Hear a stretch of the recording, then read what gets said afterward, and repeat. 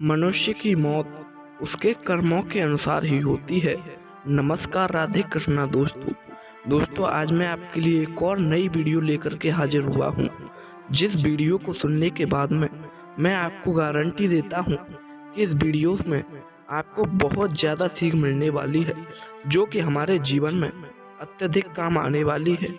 हमें यह ज्ञान हो जाएगा कि हमारी मौत कब आती है और कैसे आती है और किस वजह से टल जाती है।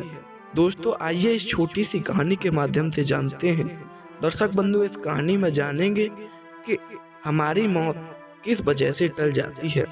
दर्शक बंधु, कहानी में आगे बढ़ने से पहले मेरा एक ही निवेदन है कि चैनल को सब्सक्राइब करना बिल्कुल ना भूलें और कमेंट में अपनी राय जरूर लिखें और वीडियो को पूरा ही देखें। आइए इस छोटी सी वीडियो को शुरू करते हैं। दर्शक बंधु, एक बार की बात है, एक बार किसी गांव में एक महिपाल नाम का किसान रहा करता था। वह अपने बच्चों और अपनी पत्नी के साथ में रहा करता था, मगर उसकी जो आर्थिक स्थिति थी वह बिल्कुल भी ठीक नहीं थी। उसे केवल 2 वक्त के भोजन के सिवा कुछ नहीं मिल पाता था। ना ही उसके पास अच्छे कपड़े थे और ना ही उसके पास अच्छा खाने के लिए भोजन। दर्शक बंधु, उसकी स्थिति ज्यादा ही खराब थी, क्योंकि जब भी वह अपने खेत में फसल करता तो कभी भी उसकी फसल अच्छी नहीं हो पाती थी। उससे केवल 2 वक्त का खाना ही निकल पाया करता था। कभी कभी उसकी फसल में सूखा पड़ जाती तो कभी कभी ज्यादा बारिश होने के कारण उसकी फसल बर्बाद हो जाती। दोस्तों, मगर उसके नसीब में कुछ ऐसा ही था। दर्शक बंधु, कुछ समय बीतने के बाद में उसने क्या किया कि अपना जो एक छोटा सा खेत था उसे एक सेठ को बेच डाला और उससे जो पैसे मिले उससे थोड़ा सा उसने अच्छा घर बना लिया और कुछ अच्छे कपड़े लिए और खाने पीने की व्यवस्था कर ली। मगर दर्शक बंधु, अब भी कुछ दिनों बाद उसका जो राशन पानी था वह खत्म ही होने वाला था। तब तक क्या होता है कि उसके पास एक और जो छोटा सा खेत था वह उसके पास में जाकर के शाम के समय लेट जाता है। वहीं पर वह सो जाता है।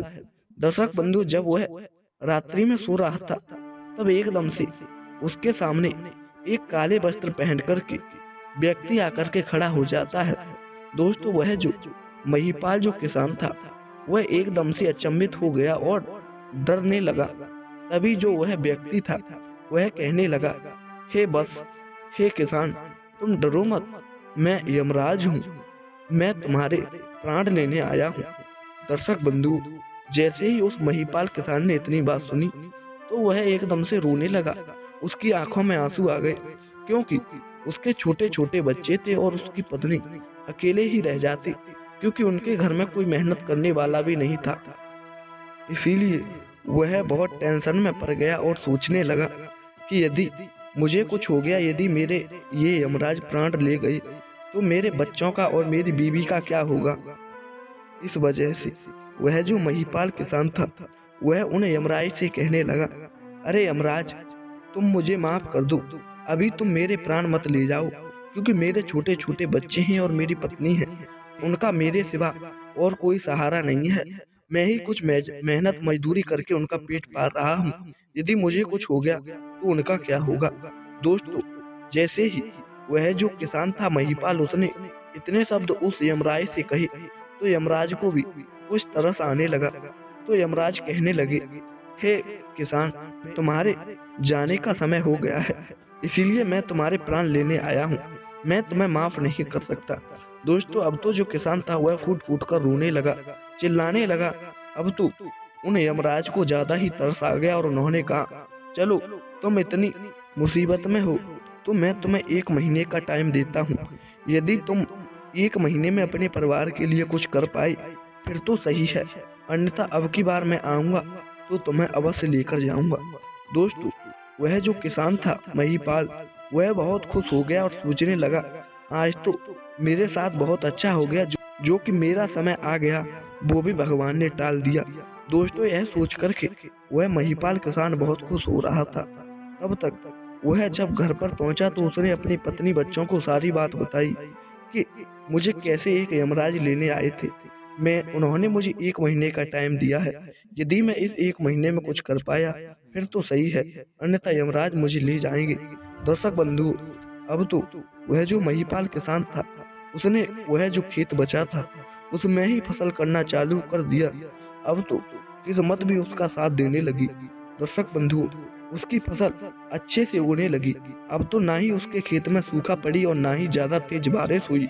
अब तो उसके कर्म, उसकी मेहनत अच्छी होने के कारण उसकी फसल अच्छी हुई, जिससे वह महिपाल किसान था वह खुश होने लगा। अब तो उसे पता था कि मेरे आखिरी दिन है, इसीलिए मेरे पास जो भी थोड़ा बहुत धन है मैं उससे दान करूं। दोस्तों, वह जो गरीब किसान महिपाल था, उसने थोड़ा बहुत जो धन था उससे साधु संतों को खाना खिलाना स्टार्ट कर दिया। जो गरीब थे उनको थोड़ा बहुत धन दे करके उनकी मदद करने लगा। दोस्तों, कुछ दिनों तक उसने ऐसे ही किया और वह उस गांव में जो छोटे छोटे बच्चे थे उन्हें पढ़ाई के लिए प्रेरित करने लगा। दोस्तों, अब तो गांव के सारे लोग वह जो महिपाल था उससे खुश होने लगे, क्योंकि उसके पास इतना कम धन था फिर भी वह दान कर रहा था। इसीलिए यह एक बहुत बड़ी बात थी।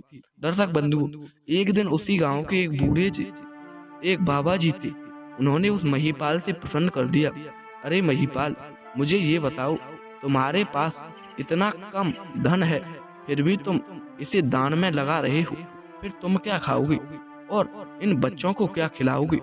दर्शक बंधु, वह जो महिपाल था उसने बहुत सुंदर जवाब दिया और कहा, अरे दादाजी, देखो, इस जिंदगी का असली मतलब दान ही होता है। क्योंकि यदि हम इस जिंदगी में आए हैं, भगवान ने हमको थोड़ा बहुत पैसा दिया है, धन दिया है, तो उसे हमें गरीबों की जरूरतों में लगाना चाहिए, गरीबों की सहायता करनी चाहिए। जो कि हमें अभी नहीं मिलेगा तो ऊपर जाकर मिलेगा, अगले जन्म में मिलेगा, और कुछ कुछ बार तो हमें इसी जन्म में मिल जाता है। दर्शक बंधु, उसने इतना सुंदर जवाब देकर के वहां से चल दिया।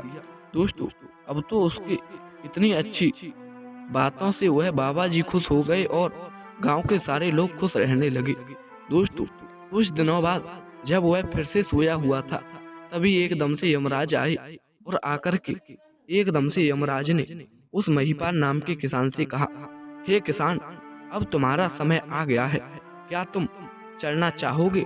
दोस्तों, अब तो वह जो महिपाल किसान था उसके मन में थोड़ा भय बन गया। अब तो वह फिर भी सोचने लगा, उसका जाने का मन नहीं हो रहा था। फिर भी उसने कह दिया, हाँ यमराज, यदि आप मुझे लेने ही आए हैं तो मैं तुम्हारे साथ अब चलने के लिए तैयार हूँ। मगर जो यमराज थे वह उसे लेने नहीं आए थे, बल्कि उसकी परीक्षा लेने आए थे कि यह चलेगा या नहीं। क्योंकि यमराज सब कुछ देख रहे थे कि यह जो महिपाल किसान है, यह अब दान करने लगा है, यह लोगों के लिए बहुत ही फायदेमंद है, यह गरीबों की सहायता कर रहा है, यह बच्चों को ज्ञान दे रहा है पढ़ने का, तो यह इस पृथ्वी पर कोई बोझ नहीं है, बल्कि यह तो पृथ्वी के लिए बहुत अच्छा मानव है। यह जब लोगों की सहायता कर रहा है तो इसे हम नहीं ले जाएंगे। दोस्तों, इतनी बात वह जो यमराज थे वह सोचने लगे और एकदम से वो उन यमराज ने उस महिपाल नाम के किसान से कहा कि अब हम तुम्हें नहीं ले जाएंगे, क्योंकि अब हमने तुम्हारे कर्मों को देखा है। और वह यमराज समझाने लगे कि देखो, जो भी मनुष्य इस धरती पर आकर के पाप करता है उसका अंत जल्दी होता है, मगर हमारा जो मरने का समय होता है वह हमारे कर्मों के अनुसार होता है।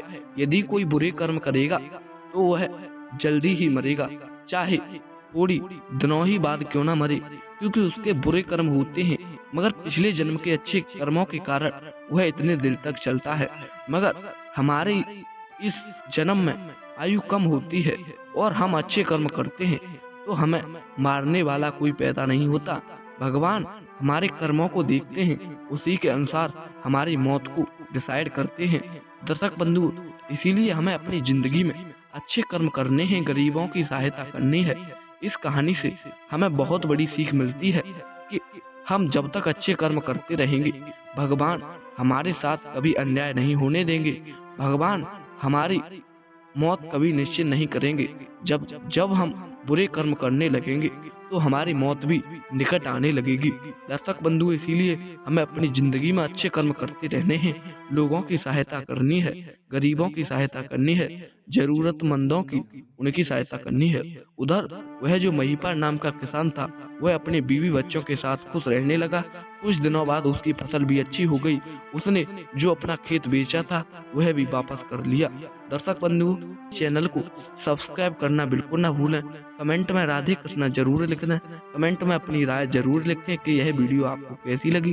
दोस्तों, फिर मिलेंगे ऐसी ही नई कहानी के साथ। तब तक के लिए धन्यवाद।